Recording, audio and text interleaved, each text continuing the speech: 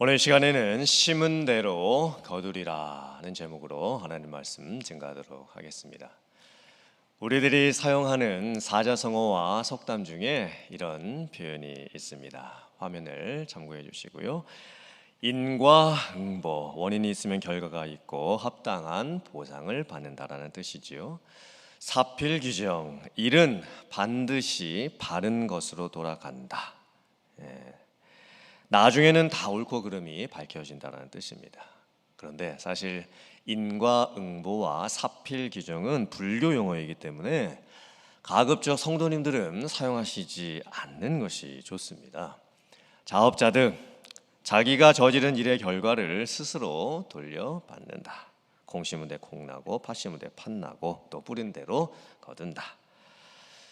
이 모든 표현들은 자기 행위에 대한 열매를 그대로 거두게 된다라는 뜻입니다. 이 법칙들은 사람들이 인생을 살아가면서 세상을 경험하면서 세상이 돌아가는 일반 법칙들을 깨닫고 한 말들입니다. 하지만 놀랍게도 심은 대로 거두리라는 말씀은 하나님이 정하신 공의와 심판과 상급에 대한 성경에 나오는 말씀입니다. 사실 이 모든 법칙들이 하나님께서 이루어 가시는 법칙이라는 것입니다. 우리가 세상에서 이런 표현들을 쓸 때는 심은 대로 거둔다. 주체가 다 나입니다. 내가 심는 것이고 또 내가 열심히 일한 만큼 보상을 받게 됩니다. 모든 것이 다 나에게 달려있다는 것입니다. 하지만 원래 성경이 말씀하는 심은 대로 거두리라는 뜻은 주체가 하나님이십니다. 하나님께서 세상을 창조하시고 섭리하시고 다스리고 계십니다. 내 인생에 일어나는 일들, 또 다른 사람들에게 일어나는 일들, 세상에 일어나는 모든 일들 속에 하나님의 뜻이 담겨 있습니다. 하나님께서 어떤 일은 되게도 하시고 어떤 일은 안 되게도 하시고 어떤 일은 막으시기도 합니다. 그래서 우리는 과연 하나님께서 우리에게 원하시는 뜻이 무엇인지를 잘 분별하고 순종하는 것이 중요합니다. 그 하나님의 뜻에 합당하게 내가 무엇인가를 심으면 지금은 당장 열매가 보이지 않는다 해도 반드시 하나님의 때가 되면 하나님께서 거두게 해 주십니다. 오늘 열왕기상 2장 말씀에는 다윗 왕이 이제 새롭게 왕이 된 솔로몬 왕에게 유언을 남기는 내용이 나옵니다. 두 가지를 하라고 합니다. 첫째는 하나님께 대하여 할 일, 즉 하나님의 명령을 준행하고 지켜라. 하나님의 말씀대로만 살아라. 그리하면 형통하게 될 것이다. 두 번째는 사람에게 대하여 할 일들. 다윗 왕의 시대에 불의를 행했던 역신들에게는 벌을 내리고 또 공을 세웠던 충신들에게는 상을 내려라. 과연 이 다윗 왕이 솔로몬 왕에게 하고 있는 유언의 말씀들 속에 심은 대로 거두리라는 하나님의 뜻이 어떻게 나타나고 있을까요? 함께 말씀을 통해서 은혜 나누기를 원합니다. 첫 번째, 육체를 위해 심는 자가 되지 말고 성령을 위해 심는 자가 될 수 있어야 합니다. 솔로몬이 왕이 되고 난 후에 다윗 왕이 죽기 전까지 다윗 왕은 얼마 기간 동안 섭정 통치를 하게 됩니다. 그리고 이제 다윗 왕이 죽을 때가 임박했습니다. 그리고 솔로몬 왕에게 유언을 하지요. 가장 먼저 남긴 유언은 대장부가 되어라 라는 유언이었습니다. 솔로몬이 왕이 되었을 때 나이가 약 20세가 채 안 되었던 것 같습니다. 상당히 젊은 나이에 왕위에 올랐습니다. 대장부가 되라는 뜻은 뭐냐면 남자답게 살라는 뜻이 아니고 성숙한 인격을 갖추고 어떠한 상황에서도 담대하고 흔들리지 말라라는 말씀입니다. 즉 인격과 삶에 대한 조언을 해주고 있는 것입니다. 그리고 두 번째는 여호수아서와 신명기서에 나오는 말씀을 축약해서 유언을 남깁니다. 하나님의 말씀을 기억해라. 하나님의 말씀을 지켜라. 그리하면 네가 무엇을 하든지 어디로 가든지 형통하게 될 것이다. 만약에 하나님 앞에서 네가 진실되게 행하면 하나님께서 너의 왕위를 끊어내지 않으실 것이다. 분명히 그 약속들을 다 지켜주실 것이다. 역대상 28장 9절에도 다윗이 솔로몬에게 했던 다른 그 유언의 표현이 나옵니다. 같이 한번 봉독해 보겠습니다. 시작. 내 아들 솔로몬아, 너는 네 아버지 하나님을 알고 온전한 마음과 깊은 뜻으로 섬길지어다. 여호와께서는 모든 마음을 감찰하사 모든 의도를 아시나니 네가 만일 그를 찾으면 만날 것이요 만일 네가 그를 버리면 그가 너를 영원히 버리시리라. 다윗의 유언은 단순하게 아들 솔로몬에게 너 잘 먹고 잘 살아라, 너 축복한다, 이런 의미가 아니었습니다. 신앙적인 의미를 담고 있습니다. 다윗은 먼저 자기가 만난 하나님이 어떤 하나님이신지를 솔로몬에게 가르쳐주고 있습니다. 내가 만난 하나님은 이런 하나님이셨다 라고 자기 아들에게 그 하나님을 상기시켜 줍니다. 하나님은 모든 마음을 감찰하시고 모든 사람의 속 의도를 다 아신다. 그러므로 똑바로 살아라. 이 말씀만큼 확실하고 무섭고 두렵고 정확한 유언이 어디에 있겠습니까? 하나님은 네가 뭘 하려고 하는지, 왜 그것을 하려고 하는지 네 마음속을 지금 다 들여다 보고 계신다. 그러므로 너 알아서 잘해라. 지금 다윗 왕이 솔로몬에게 미주할, 꼬주할, 깨주할 이렇게 유언을 남기지 않습니다. 딱 한마디입니다. 하나님이 네 마음을 다 아신다. 너 하나님 앞에서 똑바로 살아라. 다윗 왕은요, 자기의 인생을 그렇게 살았습니다. 그래서 자기 아들에게 이렇게 유언을 남길 수가 있었던 겁니다. 하나님께서 자기에게 어떻게 해주셨는지를 잘 알았고, 자기가 어떤 마음을 품고 하나님을 섬겼을 때 하나님께서 자기에게 어떻게 해주시는지를 잘 알고 있었습니다. 그래서 성경은 다윗의 인생을 이렇게 평가합니다. 사도행전 13장 36절 말씀 같이 봉독합니다. 다윗은 당시에 하나님의 뜻을 따라 섬기다가 잠들어 그 조상들과 함께 묻혀 썩음을 당하였으되. 다윗은 하나님의 뜻을 따라 섬기다가 죽었다. 이게 신약 성경이 말하고 있는 다윗 왕에 대한 인생 전체 평가입니다. 다윗 왕은 많은 것을 심었습니다. 그런데 그 심는 이유와 목적이 자기의 유익을 위해서가 아니었습니다. 하나님의 뜻을 바라봤고 하나님 앞에서 내가 어떻게 살아야 되는가, 그것을 항상 생각하면서 살았습니다. 그래서 다윗 왕은 심은 대로 거둡니다. 그 의미는 출세하고 성공하고 돈 많이 벌고 왕이 되었다라는 뜻이 아닙니다. 하나님의 뜻을 알고 살았다라는 것이고, 다윗의 인생 자체, 그 인생을 살았던 모습 자체가 하나님이 인정해 주실 만한 그런 삶이 되었다라는 겁니다. 얼마나 귀한 삶입니까? 마태복음 19장 27절부터 29절 말씀 같이 봉독합니다. 이에 베드로가 대답하여 이르되, 보소서, 우리가 모든 것을 버리고 주를 따라 싸운데 그런즉 우리가 무엇을 얻으리이까?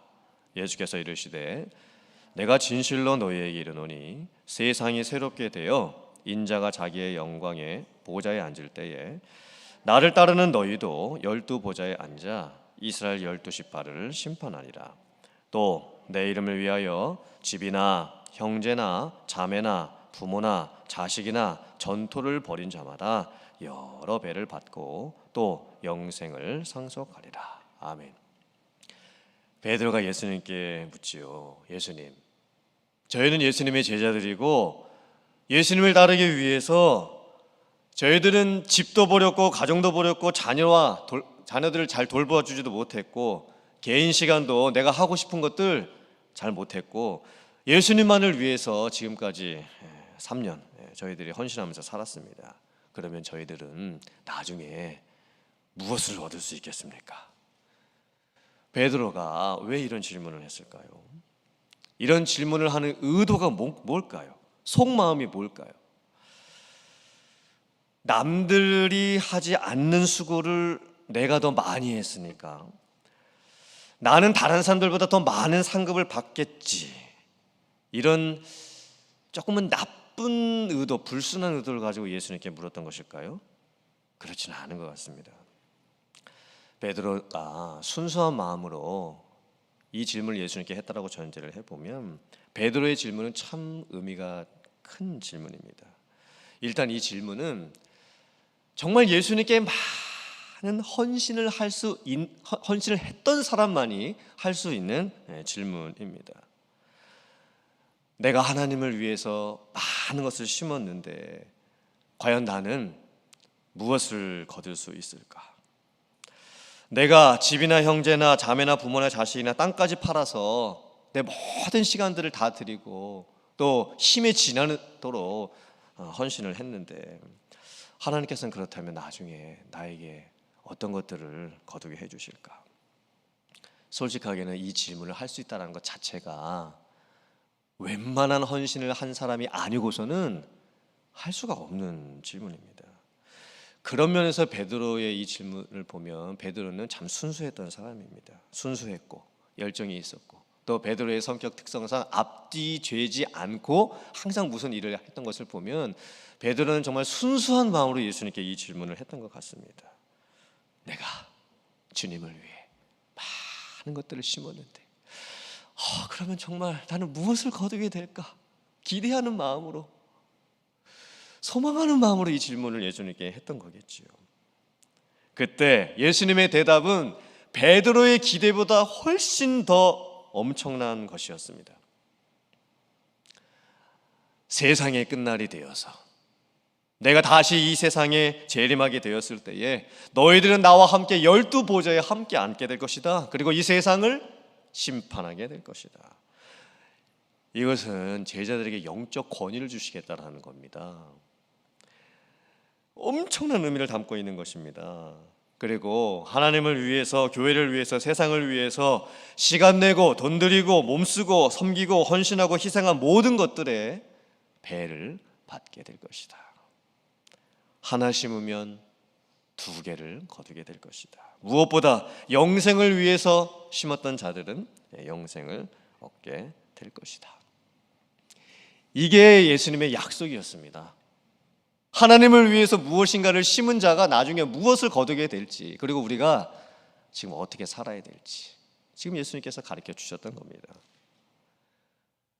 갈라디아서 6장 7절부터 9절 말씀 같이 봉독합니다. 스스로 속이지 말라. 하나님은 업신여김을 받지 아니하시나니 사람이 무엇으로 심든지 그대로 거두리라. 자기의 육체를 위하여 심는 자는 육체로부터 썩어질 것을 거두고 성령을 위하여 심는 자는 성령으로부터 영생을 거두리라. 우리가 선을 행하되 낙심하지 말지니 포기하지 아니하면 때가 이르매 거두리라. 아멘. 심는 대로 거두리라는 것은 하나님께서 만드신 법칙입니다. 그 법칙을 사람들이 인생을 살면서 발견해서 속담도 만들고 심지어 불교에서는 자기들의 그 용어로 만들었을 뿐입니다. 심고 거두게 하시는 것은 하나님이십니다. 그게 하나님의 법칙입니다.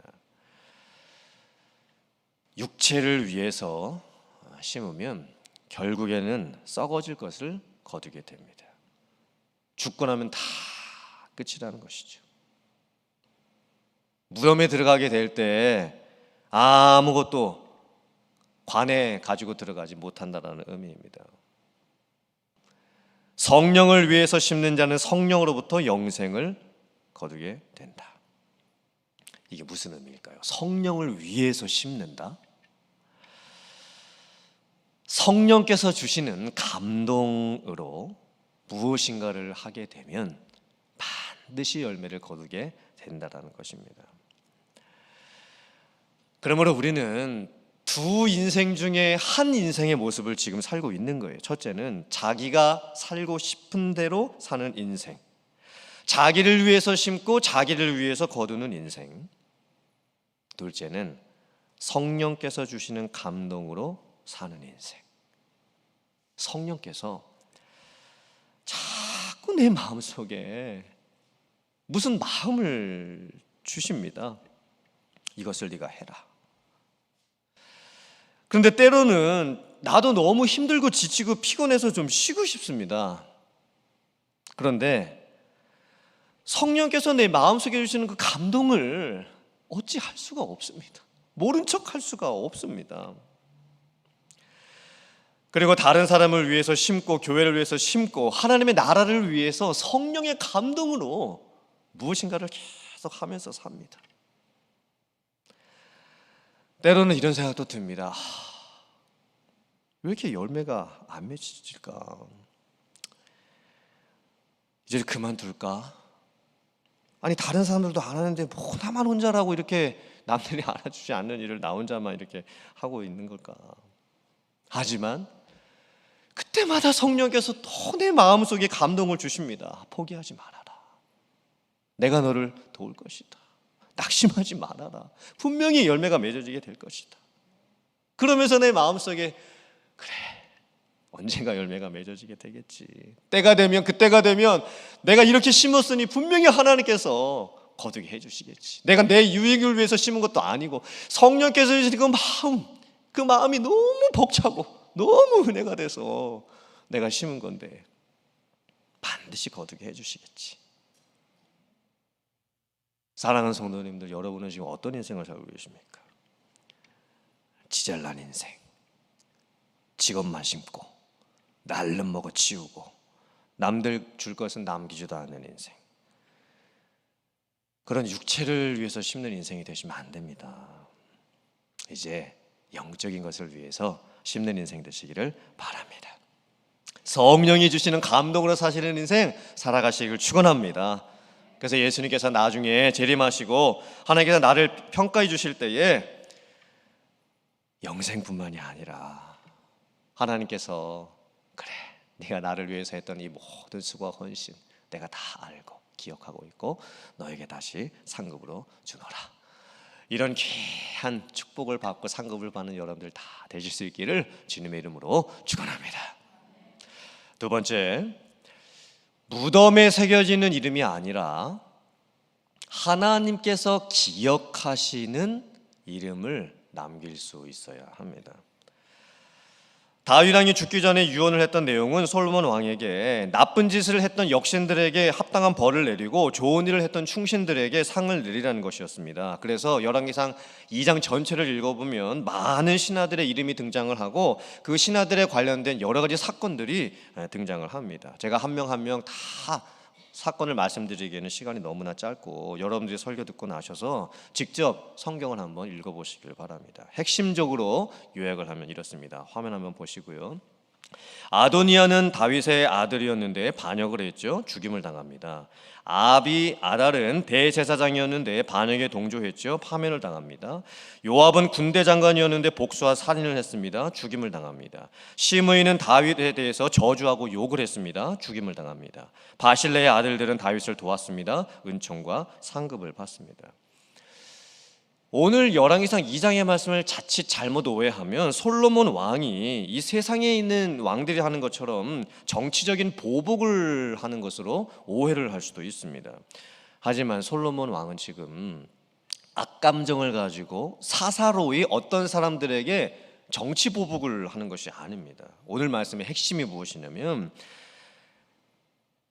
죄에 대해서는 반드시 대가를 치르게 하시는 하나님의 공의에 대해서 말씀을 하고 있습니다. 의에 대해서는 반드시 하나님께서 상을 내리시는 하나님의 공의에 대해서 말씀을 하고 있습니다. 그리고 몇백 년이 지나서 사람들에게는 다 잊혀졌겠지만 하나님께서는 아무리 오랜 시간이 흘러도 잊지 아니하시고 기억하시고 어느 때가 되면 반드시 심은 대로 거두게 하십니다. 제가 예를 들어 드릴게요. 아까 나왔던 인물들 중에서 아비아달 대제사장에 대해서 제가 예를 들어 드리겠습니다. 아비아달이 왜 대제사장의 직분에서 파면이 되는 것일까요? 단순하게 다윗 왕에 대한 반란의 동조에서였을까요? 아닙니다. 성경 말씀을 살펴보면 정말 깊고 놀라운 의미가 숨겨져 있습니다. 아비아달 대제사장의 그 윗대를 계속 올라가면 누가 나오냐면 엘리 제사장이 나옵니다. 100년 전의 일입니다. 100년 전에 어떤 일이 있었냐면 엘리 제사장의 두 아들들이 성막에서 섬기는 여인들과 동침을 합니다. 그런데 엘리 제사장이 그 두 아들에게 벌을 내리지를 않습니다. 나중에 블레셋과 전쟁을 하게 될 때에 언약궤마저 뺏기게 됩니다. 그때 하나님께서 엘리 제사장을 심판을 하십니다. 너희 후손들 중에 노인들이 없을 것이다. 네 집안에 여러 가지 환란이 일어나게 될 것이다. 너희의 가문의 대제사장직을 박탈할 것이다. 그리고 엘리 제사장은 비둔한 몸으로 의자에서 목이 꺾여서 죽임을 당합니다. 그리고 나서 100년 동안 아무 일도 안 일어났습니다. 심지어 엘리 대제사장의 가문들 중에서 그 후손들이 다 그 대제사장의 역할을 했습니다. 그런데 100년의 시간이 지나고 나서 아비아달의 때가 되었을 때에 아비아달이 대제사장의 그 직분에서 박탈당하고 거기서 끝납니다. 100년. 사람들은 다 잊었겠죠. 그 옛 조상들 중에서 누가 무슨 죄를 짓고 하나님께서 그 죄를 어떻게 심판하실 것인지 100년 정도 지나면 아마 사람들은 다 잊었을 겁니다. 그런데 하나님께서는 잊지 않으셨습니다. 기억하고 계셨고 심은 대로 거두게 하십니다. 더 놀라운 것은 무엇인지 아십니까? 아비아달 대제사장 대신에 사독이라는 사람이 대제사장이 이제 됩니다. 그런데 이 사독이라는 새롭게 임명되는 대제사장의 윗대를 계속 추적해서 올라가면 광야 시대에 비느하스라고 하는 제사장이 나옵니다. 민수기 25장을 살펴보면 자세하게 나오는데요. 하나님의 백성들이 죄를 지었고 또 하나님의 백성들이 그 불순종했을 때에 제사장 비느하스가 이 하나님의 백성들의 타락을 막는 일을 하게 됩니다. 그때 하나님께서 비느하스에게 무슨 약속을 해주시냐면 평화의 언약 약속을 해주십니다. 그리고 내가 너에게 영원한 제사장의 직분을 주겠다, 이렇게 약속을 해주시는 거예요. 엄청난 축복을 해주시는 거죠.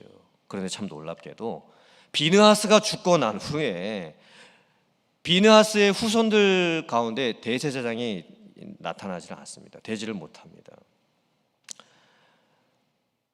그리고 다윗 시대가 되면서 드디어 이제 비느하스의 후손들 중에서 제사장이 이제 나오게 되고 결국에는 사독이 이제 대제사장이 되죠. 비느하스 이후에 사독이 등장할 때까지 시간이 무려 400년입니다. 40년도 아니고 400년. 400년이 흐르는 동안 사람들은 다 잊었겠지요. 사람들의 이름도 또 다 잊었을 것이고 하나님의 약속 다 잊었을 겁니다.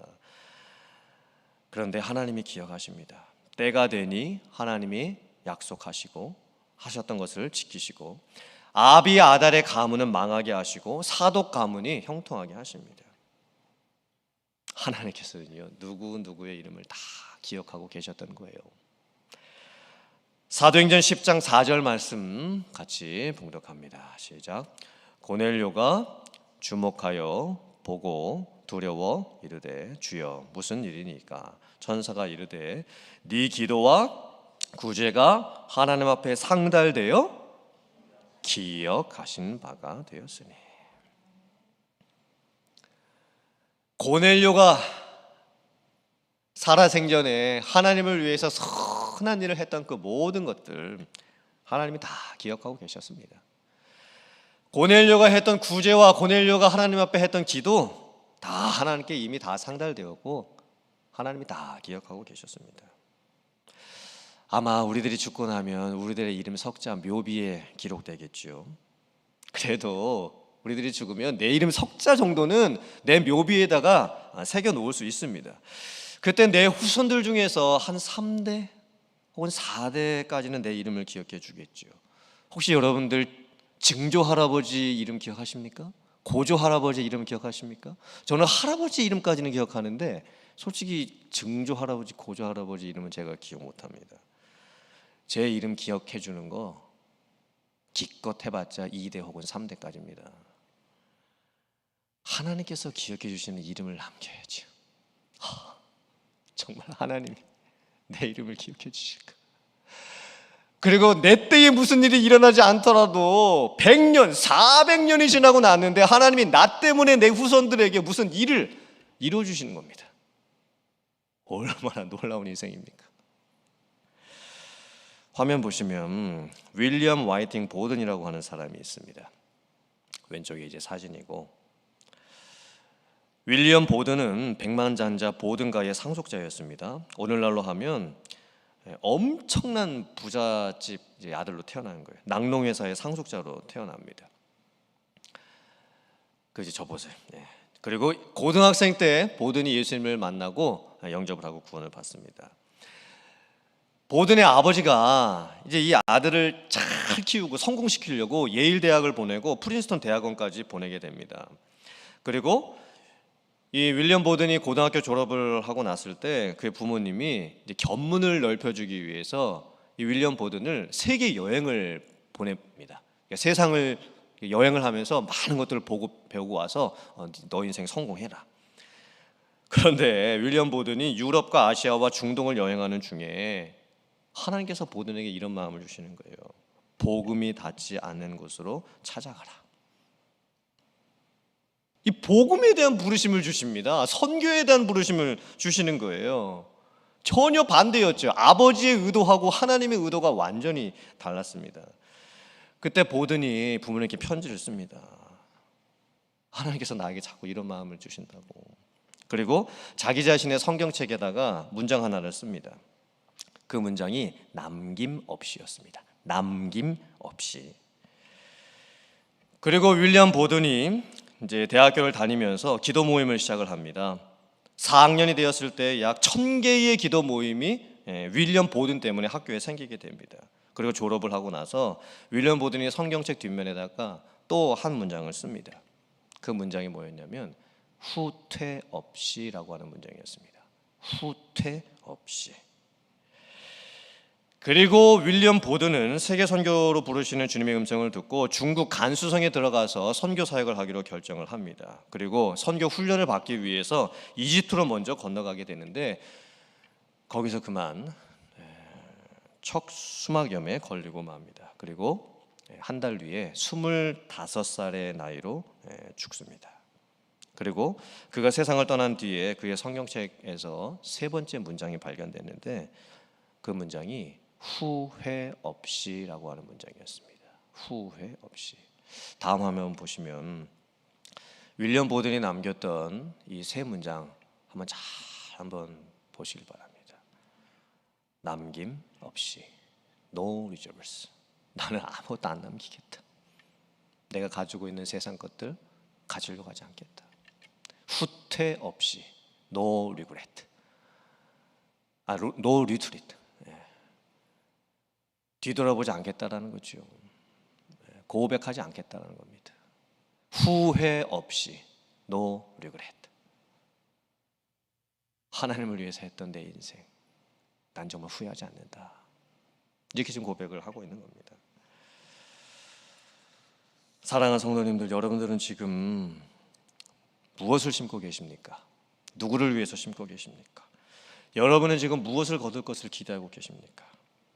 우리가 오늘 말씀을 돌아보기를 원합니다. 그리고 내 인생을 한번 돌아보기를 원합니다.